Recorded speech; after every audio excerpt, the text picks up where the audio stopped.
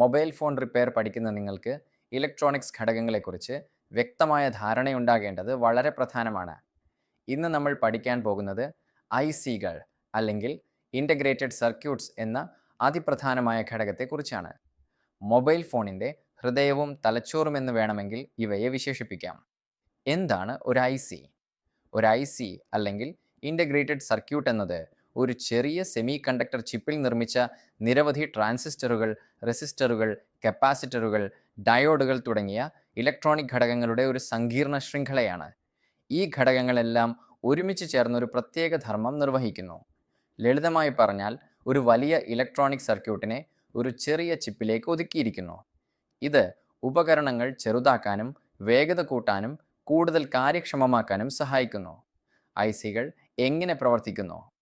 ഓരോ ഐസിക്കും അതിൻ്റേതായ ഒരു പ്രത്യേക ധർമ്മമുണ്ട്. ഉദാഹരണത്തിന് ഒരു പവർ ഐസി അല്ലെങ്കിൽ PMIC ഫോണിന് ആവശ്യമായ വിവിധ വോൾട്ടേജുകൾ നിയന്ത്രിക്കുമ്പോൾ, ഒരു CPU ഐസി ഫോണിൻ്റെ പ്രവർത്തനങ്ങളെല്ലാം നിയന്ത്രിക്കുന്ന കേന്ദ്രീകൃത പ്രോസസ്സിംഗ് യൂണിറ്റായി പ്രവർത്തിക്കുന്നു. ഒരു ഐസിക്കുള്ളിലെ ദശലക്ഷക്കണക്കിന് ട്രാൻസിസ്റ്ററുകൾ ഓൺ ഓഫ് സ്വിച്ചുകളായി പ്രവർത്തിച്ച് ലോജിക്കൽ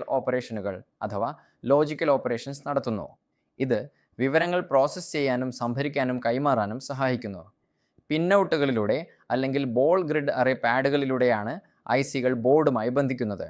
കൺക്ലൂഷൻ: അങ്ങനെ നോക്കുമ്പോൾ ഒരു മൊബൈൽ ഫോണിൻ്റെ മിക്ക പ്രധാന പ്രവർത്തനങ്ങളും ഐസികളെ ആശ്രയിച്ചാണ് നടക്കുന്നത്.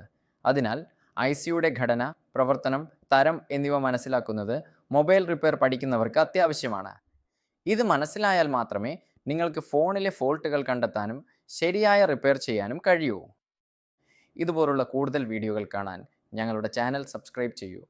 ഇതുപോലുള്ള വിഷയങ്ങളിൽ നിങ്ങൾക്ക് ഡൗട്ട് ഉണ്ടെങ്കിൽ താഴെ കമൻറ്റ് ചെയ്യൂ. അതിനെക്കുറിച്ചുള്ള വീഡിയോ ഞാൻ തയ്യാറാക്കാം.